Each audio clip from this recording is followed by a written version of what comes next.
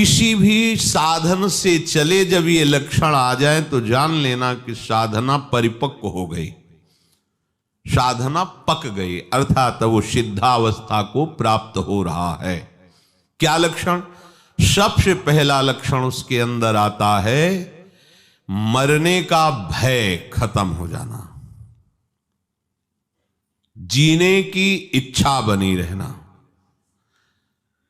पहला है मरने का भय खत्म हो जाना, चाहे वो कर्मयोगी हो, ज्ञान योगी हो, भक्ति योगी हो, या किसी भी अष्टांग योगी हो, किसी भी मार्ग का पथिक हो, उसकी जब सिद्धावस्था आती है तो सबसे पहला लक्षण प्रकट होता है निर्भय। सब भयों से भी बड़ा भय है मृत्यु का भय।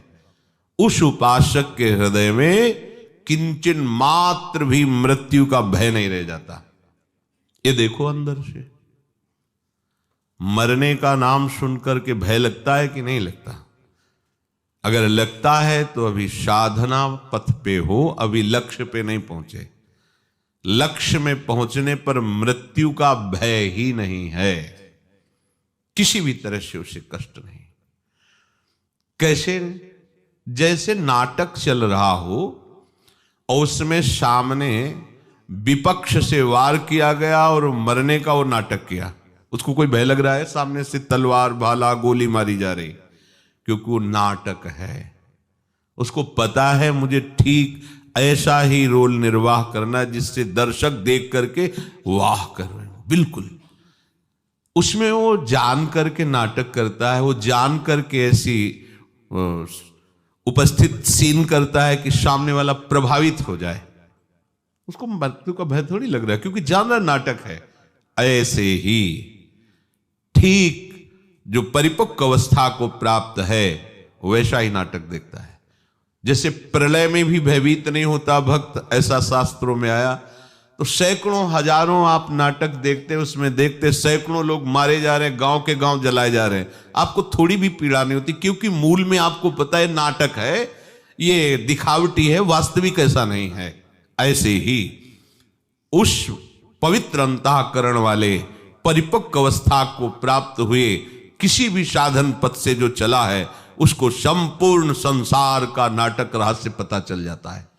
इसलिए महाप्रलय में भी केवल नाटक देख रहा है। जैसे अपने गांव का गांव आग लगाई जा रही देख रहे, पर कोई भय या दुख नहीं, क्योंकि पता है नाटक है, झूठा है। ऐसे ही ये मिथ्या, ब्रह्म सत्यम जगन मिथ्या, ये मिथ्या है। वो अपने शरीर को ऐसे मिथ्या अनुभव का है तो अनुभव होता है, जो मिथ्या है तो उसे अनुभव हो रहा है। अब उस असत शरीर के छोड़ने का उसे कोई भय नहीं है, क्योंकि उसने पहले ही छोड़ दिया है। माना हुआ अपनापन प्रभु के चरणों में ऐसा समर्पित हुआ कि देह शुद्ध ही गई, देह कुटुंब ते जाए छूट सब ही विधि नातो। जब तक मरने का भय है तब तक परिपक्व अवस्था नहीं है। मृत्यु का भय खत्म हो जाए। जांचो, यहां सब 1 मिनट में लीला प्रवेश की बात करते हैं।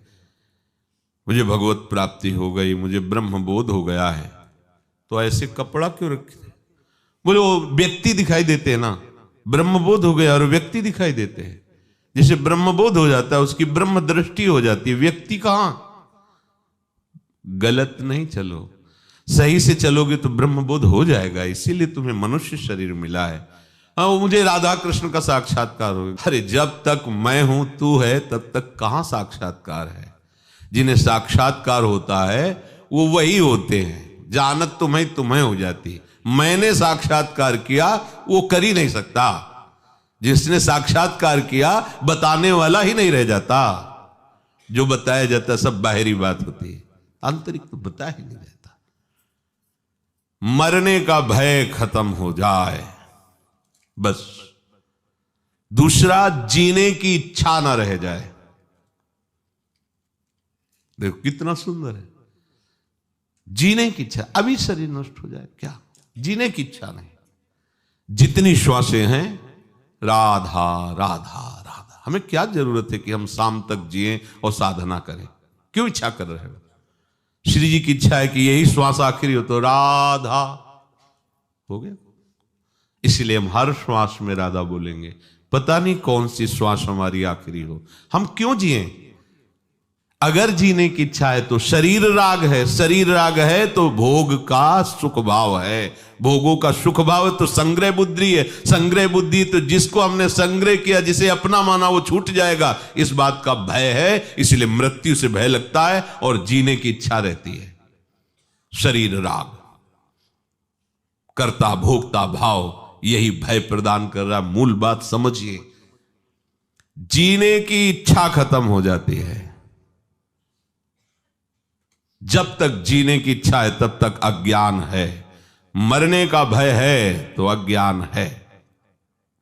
कुछ भी पाने की इच्छा, तीसरा, पहला मरने का भय, दूसरा जीने की इच्छा, और तीसरा कुछ भी पाने की इच्छा।